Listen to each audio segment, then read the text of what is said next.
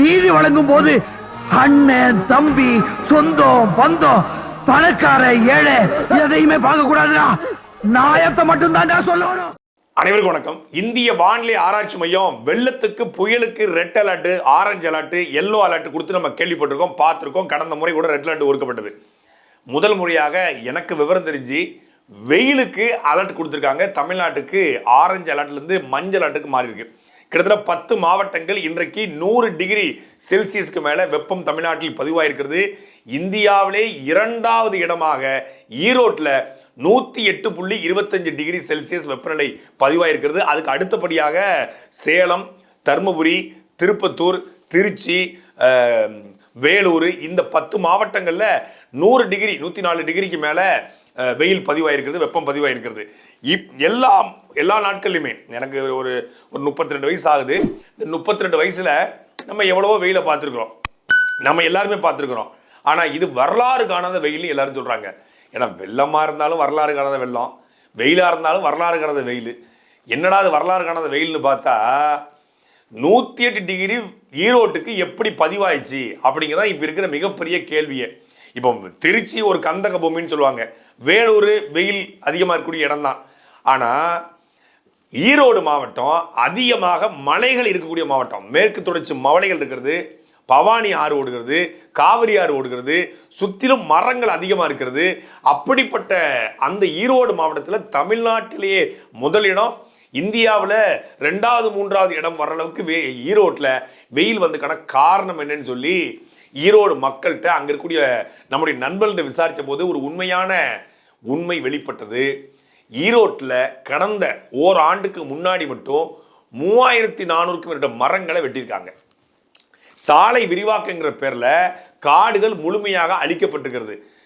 இதை எல்லாவற்றையும் தாண்டி ஈரோட்டில் கூடிய ஆறுகள் முழுமையாக செத்து போச்சு. அங்கே இருக்கக்கூடிய சாயப்பட்டறை கழிவுகள், அங்கே இருக்கக்கூடிய தோல் 15 தொழிற்சாலையின் கழிவுகள், அங்கே இருக்கக்கூடிய மற்ற ஃபேக்டரிஸுடைய கழிவுகள் அத்தனையும் கலந்து அது வெளியேறக்கூடிய புகை எல்லாம் காற்றுல கலந்து ஈரோடு ஏற்கனவே கேன்சர் சிட்டியாக மாறிடுச்சு. இப்போ வெப்பத்தால் வெயிலால் அதிகம் பாதிக்கப்படக்கூடிய மாவட்டமாக ஈரோடு மாறி இருக்கிறது. இப்படி ஒவ்வொரு மாவட்டமுமே, கன்னியாகுமரி கொடுத்து அங்கே கன்னியாகுமரிக்காரங்களையும் பேச ஆரம்பிச்சிட்டாங்க. 15 வருஷத்துக்கு முன்னாடி இந்த கன்னியாகுமரி வேறு, இன்னைக்கு இருக்கிற கன்னியாகுமரி வேறு. அதே போல தான் 10 ஆண்டுக்கு முன்னாடி இருந்த திருச்சி வேறு, இப்போ இருக்க திருச்சி வேறு. வெளியவே போக முடியல திருச்சியில், அவ்வளவு வெயில். அப்படி வெயிலில் நம்ம வந்து நானாக மெடிக்கல் ரெப்ரசன்டேட்டிவ் இருக்கும்போது இதே சித்திரை மாதங்களில், மே மாதங்களில் பைக்கில் போயிட்டு காலை 8 மணிக்கு ஆரம்பித்து இரவு 8 மணி வரைக்கும் ரவுண்ட்ஸ் அடிச்சிருக்கிறோம். அப்போது அந்த வெயிலை தாங்க முடிஞ்சுது. கொஞ்சம் இளநீர், கொஞ்சம் ஏதாவது ஒரு தாகத்துக்கு மோர் குடிச்சிட்டோம்னா அது தாங்கிடும், அவ்வளோதான், தண்ணி குடிச்சிட்டா. ஆனால் இப்போ வீட்டை விட்டு வெளியே போக முடியல. அந்த சாலையை கடக்கும் போதே முகத்தில் அப்படியே எரியுது, தீப்பிடிச்சு எரிஞ்ச மாதிரி எரியுது. இதுவரைக்கும் வந்த செய்திகளில் இந்த தேர்தல் பரப்புரை, வாக்குச்சாவடிக்கு மக்கள் ஓட்டு போட்டு போனது 7 பேருக்கு மேலே இறந்திருப்பதாக தகவல் சொல்கிறாங்க. பல பேர் பல இடங்களில் மயங்கி விழுந்திருக்காங்க. இந்தியாவுடைய ஒரு அரசு கட்சியுடைய தலைவர் தேர்தல் பரப்புரைக்கு போகிறாரு. பரப்புரைக்கு போகும்போது இந்த வெயிலின் தாக்கத்தில் மயங்கி கீழே விழுறாரு. அப்போ வெயில் அவ்வளவு தகிச்சிருச்சா? இது இந்தியாவில் மட்டும்தான் இருக்குதா, தமிழ்நாட்டில் மட்டும்தான் இருக்குதா, இல்லை உலகம் முழுமைக்கு பார்த்தா இருக்கிறது. இந்தியாவில் வட மாநிலங்களில் அதிகமான பாதிப்புகள் எப்போதுமே இருந்துக்குது. கடந்த 2023 மகாராஷ்டிராவில் ஒரே நாளில் 13 பேர் வெயிலில் மயங்கி இறந்து போனாங்க. இது யாரை அதிகமாக பாதிக்குது அப்படின்னு பார்க்கும்போது 2 வயதுலேருந்து 8 வயதுடைய குழந்தைகளை அதிகமாக இந்த வெயில் பாதிக்குது, நீர்ச்சத்து குறைபாடு உள்ள குழந்தைகளை. அதே போல 60 வயதுக்கு மேற்பட்ட முதியவர்களை இந்த வெயில் பாதிப்பு உள்ளாக்குறாங்க. இந்த வெயிலுடைய பாதிப்புல ஹீட் ஸ்ட்ரோக் வரும்னு சொல்றாங்க. இப்போ பொதுவாக ஒரு ஸ்ட்ரோக்னா வாதம், நமக்கு பொதுவாக வந்து ஒரு அட்டாக் வரும்போது ஒரு ஸ்ட்ரோக் வரக்கான வாய்ப்பு இருக்குது. ரத்த அடைப்புல ஸ்ட்ரோக் வரும், அதுக்கப்புறம் அந்த ஹோமா ஸ்டேஜுக்கு போகும், இல்லை அட்டாக் மாறும், இல்லை மூளையில் அடைப்பு ஏற்படும். இந்த ஹீட் ஸ்ட்ரோக் எப்படி ஏற்படுதுன்னு சொல்றாங்கன்னா 60 வயதுக்கு மேற்பட்ட முதியவர்களை அதிகமாக இது அட்டாக் செய்கிறது. அது இல்லாமல் கொஞ்சம் நீர்ச்சத்து குறைபாடு இருக்கக்கூடியவங்களை, வெயிலில் அதிக நேரம் நிற்பவர்களை இந்த ஹீட் ஸ்ட்ரோக் வரதுக்கு வாய்ப்பு இருக்குது. ஹீட் ஸ்ட்ரோக் வருது அப்படின்னு கண்டுபிடிக்கணும். இந்த வெயிலில் மயங்கி விழுந்து இறக்குறாங்கன்னு சொல்கிறாங்க இல்லையா, அது எல்லாமே ஹீட் ஸ்ட்ரோக் தான். ஒரு நெஞ்சு வலி போல இது வரையான ஒரு ஹீட் ஸ்ட்ரோக்கு. இந்த ஹீட் ஸ்ட்ரோக்கோட அறிகுறி என்ன அப்படின்னா, அவங்களுக்கு வேர்வையே வெளிவராது. இப்போ நீங்கள் காய்ச்சல் இருக்குது, உடல் சூடு வந்து ஒரு 103 டிகிரி 102 டிகிரிக்கு போயிடுறோம். பொதுவாக மனிதர்களுடைய உடல் தாங்கக்கூடிய வெப்பநிலை வந்து அதிகபட்சமாக 104 டிகிரி தான். அவங்களுடைய குறைந்தபட்ச வெப்பநிலை வந்து 93 டிகிரி செல்சியஸ் வந்து பேரன் ஹீட் இருக்கணும். அந்த பேரன் ஹீட்டை தாண்டும் பொழுது 104 டிகிரி பேரன் ஹீட்டை தாண்டும் பொழுது அது வந்து ஹீட் ஸ்ட்ரோக்காக மாறுது. இப்போ அந்த 104 டிகிரி ஃபாரன்ஹீட் வரைக்கும் உடல்ல தாங்க முடியும். ஒரு காய்ச்சல் 104 டிகிரி, ஒரு மாத்திரையை போடுறோம், மாத்திரையை போடும்போது அது சரியாகி உடல்ல இருந்த சூடு வேர்வையாக வெளிவரும். வேர்வை வெளிவிட்டோடனே காய்ச்சல் சரியாயிரும், சூடு சரியாயிரும். இப்போ இந்த அதிக வெப்பநிலை, அதிக வெப்பமான வானிலை நிலவும் பொழுது என்ன ஆயிருது, வேர்வை வெளிவரல, வேர்வை வெளிவரும் போகாமல் இருக்கும் பொழுது அங்கே ஹீட் ஸ்ட்ரோக் ஏற்பட்டு மயங்கி விழுறாரு, ஹோமா ஸ்டேஜ் போடுறாரு. நாம் தமிழ் தலைமை உறுப்பினர் சீமான் அவர்கள் கூட கடந்த 2 ஆண்டுக்கு முன்னாடி ஒரு பொது இடத்துக்கு ஒரு நிகழ்ச்சிக்கு போகும்போது, ஒரு ஆர்ப்பாட்டத்துக்கு போகும்போது அதிக நேரம் வெயில நின்றதுனால காலை உணவு எடுக்கல, தண்ணீரும் குடிக்கல, நீர்ச்சத்து குறைபாடு ஏற்படுது, அவர் மயங்கி விழுறாரு. உடனடியாக அவரை வந்து காரில் கொண்டு போய் ஏசியில் வச்சு ஆம்புலன்ஸ் செஞ்சு தண்ணீர் கொடுத்து அவருக்கு அடுத்தது சிகிச்சை கொடுத்தனால அவர் வந்து எந்த விதமான பிரச்சனையும் ஏற்படலை. இப்போ இந்த ஹீட் ஸ்ட்ரோக் ஏற்பட்டால் உடனடியாக செய்ய வேண்டியது அவங்களுக்கு தண்ணீர் தெளிப்பது, ஈர துண்டுகளை வந்து உடம்புல முக்கியமான இடத்துல ஒத்தி எடுக்கிறது, தலையில், காலில், கையில் உள்ளங்கையில் தேய்ச்சி எடுத்து, இல்லை பக்கத்தில் குளம் குட்டை நீர்நிலை இருந்தால் உடனே அங்கே இறங்குது. அதுக்கு இங்கே தமிழ்நாட்டில் வாய்ப்பே இல்லை. குளம் குட்டை இருக்குது, அங்கே நீர்நிலை இல்லை, நீர்நிலை இருந்த இடத்துல குளமும் இல்லை. என்னடா உஷா ஃபேன்ல வர்ற மாதிரி என்னமா காத்து வருது. தண்ணீர், இளநீர் உடனடியாக கொடுத்து அவங்களை ஆசுவாசப்படுத்தும் பொழுது அவங்க காப்பாற்றப்படுறாங்க. இல்லைன்னா மிகப்பெரிய விளைவுகளை இந்த ஹீட் ஸ்ட்ரோக் ஏற்படுத்தும் சொல்றாங்க. இதை எல்லாவற்றையும் தாண்டி இந்த வெயில் காலங்களில் நாம வெளியே போகக்கூடாது அப்படின்னு சொல்லி அரசாங்கம் வலியுறுத்துது. இன்னைக்கு தமிழ்நாடு அரசு சார்பாக 1000 இடங்கள்ல ஓரசல் இந்த டீஹைட்ரேஷன் பவுடரை வந்து கொடுப்பதற்கான டீஹைட்ரேஷன் சென்டர்ஸை உருவாக்கியிருக்காங்க. சென்னையில் மட்டுமே 73 இடங்கள்ல இந்த ஓஆர்எஸ்எல் டீஹைட்ரேஷன் பவுடர் வந்து கொடுக்குறாங்களாம். இது தண்ணியில் போட்டு கலக்கி குடிச்சோம்னா கொஞ்சம் ஒரு எனர்ஜி கிடைக்கும், நீர்ச்சத்து வந்து கொஞ்சம் கூடும். ஓஆர்எஸ்எல் பவுடர் கொடுக்குற அரசு நல்ல அரசா? இல்லை, இந்த வெயிலிருந்து நம்மளை தற்காப்பதற்கு மரங்களை நட்டு நீர்நிலைகளை உருவாக்கி அதில் தண்ணீரை வைத்திருக்கிற அரசாங்கம் நல்ல அரசாங்கமா? இந்தியா முழுக்க வெயில் இருக்கு, நான் மாற்று கருத்து சொல்லல. இந்த வெயிலுக்கு காரணம் திமுக என்றோ இந்த வெயிலுக்கு காரணம் அதிமுக என்றோ நேரடியாக நம்ம கிளைம் பண்ண முடியாது. ஆனால் இந்த வெயிலுடைய தாக்கத்தை குறைத்திருக்க வேண்டியது இந்த ஆட்சியாளர்களுடைய கடமையாலேயோ. சூரியன்லேருந்து வெயில் பொத்துக்கிட்டு அடிக்குது, அதுக்கு கலைஞரும் ஸ்டாலினும் எடப்பாடி பழனிசாமி என்ன செய்வாங்க? முட்டாசமாக பேசிக்கிட்டு இருக்க. எது நடந்தாலும் வந்து ஸ்டாலினி எடப்பாடி பழனிசாமி குறை சொல்வியா? உன் வீட்டில் அடைச்சிட்டா கூட ஸ்டாலினி எடப்பாடி பழனிசாமி குறை சொல்வியா அப்படின்னு பல பேர் வருவான். உண்மையிலே தமிழ்நாடு இவ்வளவு பெரிய வெயில் நிறைந்த மாநிலமாக இருந்திருக்கிறதா என்று பார்த்தால் வேலூர் தவிர்த்துவிட்டு பல மாவட்டங்களில் இவ்வளவு தாக்கம் இதுக்கு முன்னாடி இருந்தது கிடையாது. தமிழ்நாட்டில் இவ்வளவு வெயில் அதிகரித்துக்கான மிக முக்கியமான காரணங்களே காடுகள் அழிக்கப்பட்டது, நீர்நிலைகள் ஆக்கிரமிக்கப்பட்டது, மரங்கள் வெட்டி வீசப்பட்டது, கனிம வள வேட்டை, ஆற்றுமணல் கொள்ளை, 6 செத்து போனதான் மிக முக்கியமான காரணம் என்று இன்றைக்கு சூழலியல் ஆர்வலர்கள், சுற்றுச்சூழல் ஆர்வலர்கள், மிக முக்கியமாக இந்த இயற்கை குறித்து இப்போ பேசுறவங்க எல்லாருமே சொல்றாங்க. தமிழ்நாட்டு இவ்வளவு மோசமான வெள்ளம், இவ்வளவு மோசமான வெயில் ரெண்டுக்கும் காரணம் இதுவரைக்கும் ஆண்ட இந்த கேடுகட்ட கேவலப்பட்ட ஆட்சியாளர்கள் என்று சொல்வதில் எந்த மாற்று கருத்தும் யாருக்கும் இருக்க முடியாது. இப்போ சென்னை வெள்ளத்தில் படகு விடுவது, வெள்ளத்தில் மக்கள் செத்த பிறகு தவிச்சுக்கிட்டு இருக்கும்போது படகு விடுற அரசாங்கம் நல்ல அரசாங்கமா? இல்லை, நீர்நிலைகளை சரி செய்து மழைநீர் வடிகால் வாய்க்கால்களை, கழிவுநீர் வாய்க்கால்களை வைத்திருக்க அரசாங்கம் நல்ல அரசாங்கமா? நீங்கள் வெயில் வந்த பிறகு தர்பூசணி, ஸ்ட்ராபெரி, இளநீர், வெள்ளரிக்காய் இப்படி கொடுக்குற அரசாங்கம் நல்ல அரசாங்கமா? அந்த வெயிலுக்கு அந்த மக்கள் வந்து பாதுகாப்பாக இருப்பதற்கு மரங்களை நட்டு நீர்நிலைகளை நல்லா வச்சுட்டு இந்த நேரத்தையும் தண்ணீர் தட்டுப்பாடு ஏற்படாமல் வைத்திருக்கிற அரசாங்கம் நல்ல அரசாங்கமா? என்னிடமா எதிர்த்து பேசுகிறாய்? யாரங்கே அந்த மூக்குப்பிடியை அள்ளி அவன் முகத்தில் போடுங்க. இது அநியாயம். நம்ம என்ன செய்வோம்? வெள்ளம் வரும், பிரெட்டு கொடுப்போம், வெயில் வரும், வெள்ளரிக்காய் கொடுப்போம், மருத்துவமனை கட்டி தர மாட்டோம், ஆனால் சுடுகாடை நல்லா கட்டி கொடுப்போம். இதுதான் நம்மளுடைய திராவிட மாடல் அரசாங்கம். நீ மருத்துவமனை நல்லா வச்சிருந்தா அவன் ட்ரீட்மெண்ட் எடுத்து வீட்டுக்கு வந்துடுவான். நீ மருத்துவமனை கேவலம் வச்சிருது. ஆனால் 100 கோடியில் பிரம்மாண்டமாக ஒரே நேரத்தில் 1000 பேரை ஒரு செகண்டில் இருக்கக்கூடிய மின் தகன மையத்தை நாங்கள் உருவாக்கிக்கிறோம். எப்படி அருமையான ஆட்சி! மின்சார சுடுகாடு. அட பைத்தியமே, மின்சார சுடுகாடு தேவையா? நல்ல மருத்துவமனை தேவையா? வெயிலுக்கு வெள்ளரிக்காவும் வெண்டைக்காவும் தேவையா? இல்லை வந்து மரங்கள் தேவையா? ஒவ்வொரு முறையும் கலைஞர் கருணாநிதி பிறந்தநாளுக்கு 63 லட்சம் மரக்கன்று நட்டதா சொல்றாங்க. அம்மையார் ஜெயலலிதாவுடைய பிறந்தநாளுக்கு 63 லட்சம் 70 லட்சம் மரக்கன்று நட்டதா சொல்றாங்க. அந்த மரக்கன்று எங்கப்பா? இதுல 10 கோடி மரங்களை நடுறேன், Cauvery calling, rally for rivers அப்படின்னு சொல்லி நம்ம ஜக்கி மொத்தமா நக்கிக்கிட்டு போனார் 10,000 கோடியை. அவரு நடுறேன்னு சொல்லி காவிரி கரையோரம் முழுக்க நட போறனாரு எங்க அறிஞர்ல.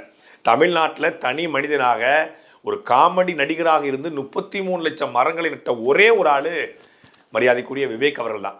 அவர் விட்டுட்டு போன பணியை கூட, அவர் இறந்து 2 ஆண்டுகள் ஆகிறது, அவர் விட்டுட்டு போன பணியை கூட இந்த அரசாங்கமோ தனியாரோ தொடரலை. அவருடைய மனைவி அந்த கலாம் இயக்கம் அவங்க செய்கிறாங்க, ஆனால் முடியலை, அவங்களால அந்த அளவுக்கு செய்ய முடியல. ஒரு அரசு நினைச்சா ஒரு மாதத்தில் 1 கோடி மரங்களை நட முடியும், நடலை. சரி, அரசையே குறை சொல்ல, நாம ஒரு 1500 ஸ்கொயர் ஃபீட்டில் இடம் வாங்குறது, வாங்கி நக்கிக்கிட்டு வீடை கட்டுறது. அந்த வீட்டுக்குள்ளே ஒரு துளசி செடி கூட வச்சக்கூடாது, இடம் விட்டக்கூடாது. நக்கி அந்த மொத்தமாக வளைச்சி வீடை கட்டி ஒரு அடி கூட மிச்சம் முடிஞ்சா அந்த புறம்போக்கு இடத்துல, அரசு இடத்துல ஒரு அடி தள்ளி கூட வீடை கட்டுவோம் முடிய, வீட்டுக்குள்ளே சென்னையில் பார்க்குறோம், ஒரு இடத்துல ஒரு மரம் கூட நடுவதற்கு கூட இடம் இல்லாமல் வளைச்சி வீடை கட்டி car parking, cycle parking, 2 wheeler parking, அதுக்கு வெளியே ஊஞ்சல் போடுறதுக்கு எல்லாத்தையும் இடம் வச்சுருப்பான். ஆனால் ஒரு மரத்தை நட மாட்டான். ஒரு மரத்தை நடலைன்னா அப்புறம் வெயில் அடிக்கத்தான் செய்யும். வெயிலுக்கு வந்து காற்று வர மாட்டேங்குது, காற்றாடியா போட்டால் சூடு தான் வருது, ஃபேன்லேருந்து காற்று வரல, ஃபேன்லேருந்து மயிரா வரும். நீ மரம் நடலைன்னா இந்த அருக்கு பக்கத்து ஊரு 1.5 கிலோமீட்டர், மழை அப்படி பெய்யுது, இந்த ஊர்ல தான் அப்படி அநியாய வெயில். நகரங்கள்ல நெருக்கடி இருக்கிறது, வீடுகள் அதிகமா இருக்கிறது, அங்க நீர்நிலைகள் ஆக்கிரமிப்பு இருக்கிறது, ஏரி குளங்கள் ஆக்கிரமிக்கப்படுகிறது, அங்க வெயில் அதிகமா இருக்கிற பரவாயில்ல.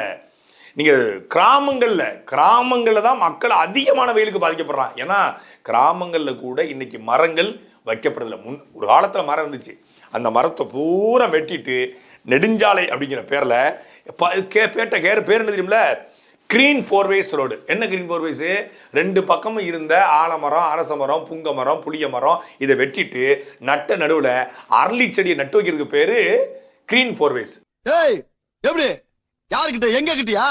ஏன்டா அரளி செடி நட்டு வைக்கிறேன்னு கேட்டா, ஆடு தின்றோம், மாடு தின்றோம், அது செத்து போயிடும், அதனால அரளி செடி வைக்கிறோம் அப்படின்றாங்க. எனக்கு நல்லா விச செடியா வச்சு விட, நாங்களும் திண்டு சாகிறோம். எப்படிப்பட்ட ஒரு அரசுக்கு நம்ம மாட்டிட்டு இருக்கோம் பாருங்க.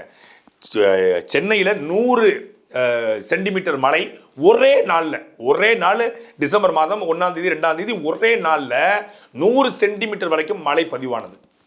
திருநெல்வேலி, தூத்துக்குடி, தென்காசி, கன்னியாகுமரியில் அதே போல வரலாறு காணாத மழை, 70 ஆண்டுகளில் இல்லாத மழைன்னு சொன்னாங்க. ஒரே நாளில் கொட்டி தீர்த்து ஒட்டுமொத்தமான மணிமுத்தாறு பாபநாசத்தில் வெள்ளப்பெருக்கு ஏற்பட்டு தாமிரபரணி கரையோர அத்தனை கிராமங்களும் பாதிக்கப்பட்டது. ஊரே வெள்ளத்தில் 15 நாட்கள் மிதந்தது. அந்த தண்ணி எங்க? சென்னை வெள்ளத்தில் 3 நாட்கள் பெய்த மழையினுடைய தண்ணீர் சேமிக்கப்பட்டிருக்கிறதா, கடல்ல கலக்கப்பட்டிருக்கிறதா? தென்காசி, திருநெல்வேலி, தூத்துக்குடி, கன்னியாகுமரியில் பெய்த மழையினுடைய கடல்ல கொஞ்சம் கலக்கும், சரி, ஒரு 30% சேமிச்சு வச்சிருக்கீங்களா? 1% கூட சேமிச்சு வைக்கல. அந்த வெள்ளம், பெருவெள்ளம் ஏற்பட்டிருக்கிறது. ஒவ்வொரு குளங்களும் உடைச்சிட்டு வெளியே போயிடுச்சு. குறிப்பாக சிறுவைகுண்டம் பக்கத்தில் கருங்குளம் இருக்கிறது. அந்த கருங்குளத்துடைய குளம் மிகப்பெரிய குளம். நம்ம மாரி செல்வராஜுடைய ஊர் கூட அந்த பக்கத்தில் இருக்க புளிய குளம். அந்த குளத்தை வெட்டி விட்டு தான் தண்ணி வெளியே போச்சு. ஏன்? அந்த குளம் தூர்வாரப்படலை. அந்த குளம் மட்டுமில்லை, தமிழ்நாடு முழுமைக்கு 33,000 நீர்நிலைகள், 33,000 நீர்நிலைகளும் தூர்வாரப்படலை. ஒருவேளை அது தூர்வாரப்பட்டிருந்தா, இந்த குடி பராமரிப்பு பணிகள்லாம் சொல்கிறாங்க இல்லையா, 100 நாள் வேலை திட்டம், இதன் மூலமாக துரிதப்படுத்தப்பட்டு ஒரு 6 மாதம் ப்ராஜெக்டை போட்டு அந்த ஏரி, குளம், கண்மாய், கரணை, தாங்கல், ஏந்தல் எல்லாம் தூர்வாரப்பட்டிருந்தா, நீர்வழி தடங்கள் சீரமைக்கப்பட்டிருந்தா, இந்த கருவேல மரங்கள் ஒழிக்கப்பட்டிருந்தா, அந்த நீர்நிலையை சுற்றி மரங்கள் வைக்கப்பட்டிருந்தா இவ்வளவு வெயில் இருக்குமா? இந்த வெயிலில் நாம அக்வாஃபினா, கக்வாஃபினா, குன்னிலே, ஆண்டவர், பேண்டவர் அப்படின்னு வாங்கி குடிச்சிருவோம். காக்கா என்ன பண்ணும்? கொக்கு என்ன பண்ணும்? குருவி என்ன பண்ணும்? காட்டுக்குள்ளே இருக்கக்கூடிய ஒரு யானை குடிநீர் இல்லாமல், தண்ணி இல்லாமல் தமிழ்நாட்டுக்குள்ளே ஈரோடு பக்கத்தில் செத்து போச்சு. நல்லா இருப்பீங்களா நீங்களா? நல்லா இருப்பீங்களா? ஒட்டுமொத்தமான மேற்கு தொடர்ச்சி மலை காடுகளில் காட்டுக்குள்ளே செயற்கையாக தொட்டிகள் கட்டப்பட்டிருக்கிறது. எவ்வளோ பெரிய கேவலம் பாருங்க. ஒரு காட்டுக்குள்ள இருக்கக்கூடிய யானைக்கும், புலிக்கும், கரடிக்கும், குரங்குக்கும், அங்கே இருக்கக்கூடிய வரை ஆடுகளுக்கும், அங்கே இருக்கக்கூடிய மாடுகளுக்கும் தண்ணீர் அங்கே உருவாக்கப்படுது. அங்கே நீர்நிலைகள் இருக்கிறது, அங்கே வாய்க்கால் இருக்கிறது. அதில் தண்ணி இல்லை. தண்ணி இல்லாமல் செயற்கையாக அங்கங்கே தொட்டி கட்டிருக்கிறான். அந்த தொட்டிலையும் தண்ணி ஊற்றலை, தொட்டிலையும் தண்ணி இல்லை, அங்கே வாய்க்காலிலும் தண்ணி ஓடலை, காட்டுக்குள்ளேயும் தண்ணி இல்லை. அங்கே இருக்கக்கூடிய மான்களும் அங்கே இருக்கக்கூடிய விலங்குகளும் கொஞ்சம் கொஞ்சமாக செத்து கொண்டிருக்கிறது. இல்லை, நீர்நிலையை தேடி ஊருக்குள்ளே இறங்கி கொண்டிருக்கிறது. இப்போ மக்களுக்கும் ஆபத்து, காட்டுக்கும் ஆபத்து. நாட்டை அழிச்சது பத்தாதுன்னு கொஞ்சம் கொஞ்சமாக காட்டையும் அழித்து கொண்டிருக்கிறது இந்த கூட்டம். காடு அழகாக இருந்திருந்தா நாடு நல்லா இருக்கும். நீ காட்டை அழிச்ச, கனிம வளத்தை வேட்டையாடின, கன்னியாகுமரியை பெரும் அழகாக இருந்து அந்த இயற்கை சூழலை உருவாக்கி, இதே ஏப்ரல் மேல நான் கன்னியாகுமரிக்கு போயிருக்கேன். மாலை நேரங்களில் கொஞ்சம் மழை பொழியும், கோயம்புத்தூரில் மாலை நேரங்களில் கொஞ்சம் மழை பொழியும். குற்றாலம் பாறையை பாருங்க, இதான் அந்த ஆட்சியினுடைய லட்சணம். ஒரு சொட்டு தண்ணி அப்படியே பாறை மட்டும்தான் இருக்கு. இதே மே மாதம் விடுமுறை விட்ட பிறகு நாங்கெல்லாம் 8வது 9வது படிக்கும்போது எங்கள் ஊர்ல இருந்து சாப்பாடு கட்டிக்கிட்டு ஒரு ஆடு பிடிச்சிக்கிட்டு அங்கே வெட்டி சமைச்சு சாப்பிட்டுட்டு குற்றாலத்தில் குளிச்சுட்டு வருவோம். அது பெரிய ஒரு கொண்டாட்டம் போல இருக்கும். குளிச்சு அங்கே சமைச்சு சாப்பிட்றது பெரிய கொண்டாட்டம் போல இருக்கும். இன்னைக்கு ஜூன் ஜூலைக்கு மேலே தான் குற்றாலம் போக முடியும். அப்போ தான் தண்ணி வருகிற நிலைமை இருக்குது. பள்ளிக்கூடம் திறந்த பிறகு தான். முன்னாடி அந்த விடுமுறை காலங்களில் அந்த ஏப்ரல் மேலே குற்றாலம் வந்து அப்படியே கொண்டாடி தீப்பாங்க. குற்றாலம் பார்டர் ஹோட்டலு செங்கோட்டெல்லாம் அவ்வளோ பரபரப்பாக இருக்கும். அந்த சீசன் போயிடுச்சு. யார் காரணம்? வெறும் இயற்கை மட்டும்தான் காரணமா? அந்த இயற்கையை அழிச்ச நீங்க காரணமா? இதே வெயில் தான் எப்போதும் இருந்திருக்கிறது. ஆனா அப்போ வீட்டை சுற்றி மரங்கள் இருந்தது. குறைந்தபட்சம் வீட்டை சுற்றி ஒரு கருவேப்பிலை மரம் இருக்கும், ஒரு பலா மரம் இருக்கும், ஒரு நல்ல நாட்டு மரம் இருக்கும், ஒரு பப்பாளி மரம் இருக்கும், ஒரு வேப்பலை மரம் இருக்கும், ஒரு புளிய மரம் இருக்கும். வீட்டுக்கு வெளியே புளிய மரம் வேப்ப மரம் இருக்கும். வீட்டை சுற்றி நல்ல கனிகளை தரக்கூடிய மரங்கள் இருந்துச்சு. கோவிலில் வழிபாட்டு தலங்களில் மனோரஞ்சிதம், மகிழம் மரம், புன்னை மரம், பாரிஜாத மரம், செண்பக மரம், இந்த மரங்கள் வந்து கோவிலை சுற்றி இருக்கும். அங்கே போனால் ஆலமரம் இருக்கும், அரச மரம் இருக்கும். நீர்நிலையை சுற்றி அரச மரங்கள், அதே போல் வந்து புளிய மரங்கள், அதே போல் வந்து பூவரசு மரங்கள், இது நீர்நிலை சுற்றி இருந்துச்சு. பனை மரங்கள் இருந்துச்சு. அது இருந்ததுனால நீர்நிலைகளும் காப்பாற்றப்பட்டுச்சு, அந்த ஊரும் காப்பாற்றப்பட்டுச்சு, மழை பொழிவும் ஏற்பட்டது, வெயிலுடைய தாக்கமும் குறைந்தது. ஒரு பனை வெயில் காலங்களில் மழை காலங்களில் தண்ணீரை அப்படியே சேகரித்து வச்சுக்கிட்டு வெயில் காலங்களில் கொஞ்சம் கொஞ்சமாக அந்த தண்ணீரை வந்து வெளியே விடுன்னு சொல்கிறாங்க. ஏன்னா அது வந்து அதோடைய பனையுடைய வேரே வந்து டியூப் மாதிரி தான் இருக்கும். ஒரு ரத்த நாளங்கள் போல், ரத்த குழாய் போல் தண்ணி உள்ளே ஓடிக்கிட்டு இருக்கும். அந்த பனைகளை அப்படி வெட்டி கொடுத்தா தண்ணி உள்ளேருந்து வெளியே வரும். அந்த பனைமரத்தை பூரா வெட்டி வீசினான். பனைமரத்தை பூரா வெட்டி செங்கல் சூளைகளுக்கு வெட்டி கொடுத்தான். பனை பூரா அழிஞ்சுது. சுதந்திர இந்தியாவுக்கு முன்னாடி 1930 ஒட்டுமொத்தமான இந்தியா முழுக்க 30 கோடி பனைகள் இருந்திருக்குது. ஆனால் இன்னைக்கு மொத்தமாகவே 10 கோடி பனை தான் இந்தியா முழுக்க. அதில் அதிகமாக தமிழ்நாட்டில் 4.5 கோடி பனைகள் இருக்கிறதாக சொல்கிறாங்க. ஒரு 10 வருஷத்துக்கு முன்னாடி உள்ள ஆய்வு. இப்போ எவ்வளோ இருக்குன்னு தெரியல. 10 கோடி பனை திட்டம் என்று நாம் தமிழர் கட்சி ஒரு திட்டத்தை போட்டு பல இடங்களில் நீர்நிலையை சுற்றி பனை விதைகளை உருவாக்குனாங்க. ஆனால் ஒரு அரசு செய்யணும். ஒரு அரசு நினைச்சா ஒரு நாளில் ஒரு பெரிய ஒரு இயக்கத்தை உருவாக்கி காவல்துறை 1,20,000 காவல்துறை இருக்காங்க. எல்லாருமே டியூட்டியில் இருக்காங்க. எல்லா நாளுமே டியூட்டியில் இருக்காங்க. துப்புரவு பணியாளர் இருக்காங்க, தூய்மை பொறியாளர் இருக்காங்க, அதே போல் வந்து 100 நாள் வேலை திட்டத்தில் செல்லக்கூடியவங்க இருக்காங்க. இவங்க எல்லாத்தையும் பயன்படுத்தி ஒரு இயக்கம் போல உருவாக்கி 6 மாதத்தில் தமிழ்நாட்டையே ஒரு சோலை போல மாற்றலாம். 6 மாதத்தில் உருவாக்கலாம். அடுத்த 5 ஆண்டுகள் திட்டம் போட்டால் 5 ஆண்டுகள் எல்லா மரமும் பெரிய மரமாக மாறிடும். அப்படிப்பட்ட மரங்கள் இருக்குது இயற்கையாகவே. சென்னையில் சிங்கார சென்னை 2.0 சிங்கார சென்னையில் மரங்கள் நட்டாங்க. நட்ட மரத்தில் பாதி மரம் புயலில் போயிடுச்சு, பாதி மரம் வெள்ளத்தில் போயிடுச்சு. பூரா என்னது? காக்கையோ குருவியோ கொக்கோ கிளியோ எந்த பறவையும் உட்காராத. பூக்கும், ஆனால் காய் காய்க்காது, பழம் பழுக்காது. அது எந்த பறவைகளுக்கும் பயன்படாத வெளிநாட்டிலேருந்து கொண்டு வரப்பட்ட, ஜப்பான்லேருந்து சீனாவிலேருந்து கொண்டு வரப்பட்ட அந்த மரபணு மாற்றப்பட்ட ஒரு அலங்காரமாக இருக்கக்கூடிய மரங்களை, ஒரு பிளாஸ்டிக் போல ஒரு மரம் தண்ணியை குடிக்கும், பூக்கும், பூவை கொட்டும், குப்பையை கொட்டும். ஆனால் எந்த பயன்பாடும் இல்லாத, மழைப்பொழிவை உருவாக்காத, சுற்றுச்சூழலை வந்து பாதுகாக்காத மரங்களை வச்சதுடைய விளைவு சென்னையிலே இவ்வளவு பெரிய வெயில். என்ன வெயில் தான். போடலைன்னா 2 கண்ணு அவிஞ்சு போகும் போல் இருக்க. வெள்ளம் வந்தா படகு விடும், பிரெட் கொடுக்கும். வெயில் வந்தா ORSL கொடுக்கும். நாம தான் நம்மளை காப்பாத்திக்கணும். இந்த வெயிலுடைய கொடுமையிலிருந்து நம்ம குறைந்தபட்சம் தற்காத்து கொள்ள குறைந்தபட்சம் ஒரு நாளைக்கு 3 to 5 லிட்டர் தண்ணி குடிக்கணும்னு சொல்றாங்க. தண்ணிக்கு எங்கடா போகணும்னு கேட்காதீங்க. 3 to 5 லிட்டர் தண்ணி குடிக்கணும். குறைந்தபட்சம் 2 லிட்டர் தண்ணியாக குடிக்கணும். ஒரு பெரியவங்க 1 மணி நேரத்துக்கு ஒரு முறை வந்து தண்ணி குடிக்கணும். இளநீர் ஒரு நாளைக்கு 1/2 லிட்டராவது இளநீர், ஒரு இளநியாவது வாங்கி குடிக்கணும். அதே போல் வந்து இந்த தர்பூசணி பழங்கள், வாட்டர் மெலன்னு சொல்கிற தர்பூசணி, முடிஞ்ச அளவுக்கு தர்பூசணி பழங்கள் ரொம்ப குறைந்த விலையில் கிடைக்கிது, அதை வாங்கி குடிக்கலாம். மோர் இருக்கிறதுலே வந்து எளிமையான இன்னொன்று ரொம்ப குறைந்த விலையில் கிடைக்கக்கூடிய ஒரு பானம் வந்து மோர். அதே போல் எலுமிச்சை சாறு, எலுமிச்சையில் நாட்டு சர்க்கரையோ இல்லை சர்க்கரையோ போட்டு அதை பெருக்கி அதில் நிறைய தண்ணி ஊற்றி அதை குடிக்கலாம். குழந்தைகளுக்கு கொடுக்கலாம். இந்த காலங்களில் சளி பிடிக்கக்கூடாது.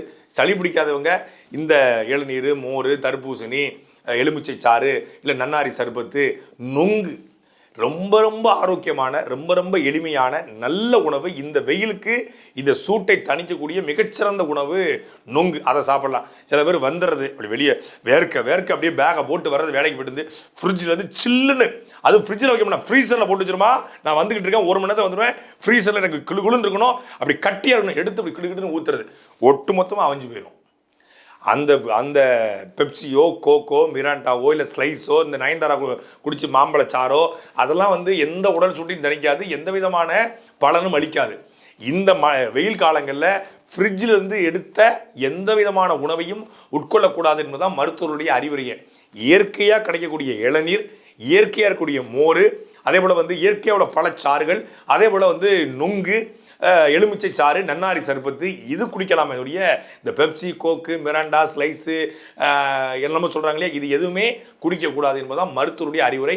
அதை குடிச்சிட்டு தாகம் தணிஞ்சு நினைக்கலாம், ஆனால் உள்ளுக்குள்ளே அது பெரிய வேலையை ஏற்படுத்தும். ரொம்ப கவுதடா விஷம் அப்படித்தானே இருக்கும். உண்மையிலே இந்த நிலை இப்படியே நீடித்தால், இந்த அரசாங்கமும் இந்த ஆட்சியாளர்களும் இந்த சூழலிகளும் அப்படியே நீடித்தால் இன்னும் ஒரு 10 வருஷம் கழிச்சு இந்த நிலத்துல நம்ம வாழ முடியுமா? இது இன்னொரு பாலைவனமாக மாறுவதற்கான எல்லா வாய்ப்பும் இருக்குது. பார்க்கறதுக்கு பசுமையா இருக்கு, மேலேருந்து பார்த்தா ஆஹா அழகா இருக்கு, பூரா கருவேல மரம். மேலேருந்து பார்த்தா என்னமோ செல்வ செழிப்பா அப்படியே இயற்கை செழிப்பா இருந்த மாதிரி இருக்கும், பூரா கருவேல மரம் தான் இருக்கு. அதனால எந்த பயனும் ஏற்பட போதில்லை. இயற்கையான மரங்களை நாமும் நடணும், அரசும் நடணும். அப்படி இந்த சுற்றுச்சூழலை மாற்றலைன்னா, இந்த நீர்நிலைகளை வந்து மீண்டும் சீரமைத்து அதில் தண்ணீரை சேமித்து வைக்கலைன்னா மழைப்பொழிவே இருக்காது, சாரல் அப்படின்னு ஒன்று இருக்காது, நீர்வீழ்ச்சிகள் இருக்காது, அருவிகள் இருக்காது, ஆறுகள் இருக்காது, குளங்கள் இருக்காது, தண்ணீர் தட்டுப்பாடு ஏற்படும். காசு இருக்கிறவன் வாங்கி குடிப்பான், காசு இருக்கவன் ஏசியில் வாழ்வான், காசு இல்லாதவன் எரியுதடி மாலா போடு. தமிழ்நாடு அரசின் சார்பாக டீஹைட்ரேஷன் சென்டர்ஸை உருவாக்கி வெப்பச்சலன நோயிலிருந்து மக்களை பாதுகாக்க, எப்படி கொரோனா வந்தால் பெட் ரெடி பண்ணி வச்சாங்களோ, எப்படி வெள்ளத்துக்கு வந்து பெட்லாம் ரெடி பண்ணி வச்சாங்களோ, அப்படி இப்போ இந்த வெப்பச்சலன நோய்க்கும் பெட்டு ஹாஸ்பிட்டல் ரெடியாக இருக்கான். அதாவது நாங்கள் வந்து முன்னாடி குணப்படுத்த மாட்டோம், நீ செத்தா உனக்கு வந்து சுடுகாடு கட்டுவோம், உனக்கு அடிபட்டா உனக்கு வந்து ட்ரீட்மெண்ட் கொடுப்போம், அப்படிங்கிறது அரசுடைய நோக்கமாக இருக்குது. சரி, மக்களை காப்பாற்றிட்டீங்க, மனுஷனை காப்பாற்றிட்டீங்க, திண்டுக்கல்ல மீன்களும் செத்து மிதக்குத, அதை எப்படி காப்பாற்றுவீங்க? காடு திடீர்னு தீப்பிடிச்சு எரியுது வெயிலில், வெயிலுடைய தாக்கத்தில், அதை என்ன செய்ய போறீங்க? காட்டு விலங்குகள்லாம் வெளியே ஓடி வருது, அது என்ன செய்ய போறீங்க? இது இன்னைக்கு எச்சரிக்குது, இன்னும் 10 வருஷம் கழிச்சு இது மிகப்பெரிய பின்விளைவுகளை ஏற்படுத்தும். அண்ணன் சீமான் சொன்னாரு, போதிக்கும் போது தெரியாது, பாதிக்கும் போது தான் தெரியும். நான் வந்து பேசும்போது உனக்கு தெரியாது, உனக்கு ஒரு நாள் அந்த பிரச்சனை வரும், அப்போ நீ என் முகத்தை யோசிப்ப, வட்டமாக நான் வந்து போவேன், அப்போ நான் இருந்தால் காப்பாற்ற வருவேன், இல்லைன்னா யாரும் உன்னை காப்பாற்ற வரமாட்டான்னு சொன்னாரு. இன்னைக்கு கண் கூட நடந்துட்டு இருக்கு, வெள்ளத்திலும் செத்தோம், இப்போ வெயிலையும் சாகுறோம். சாட்டை எடுத்து நாட்டை திருத்து, இளம் தலைமுறை தானே நீ வழி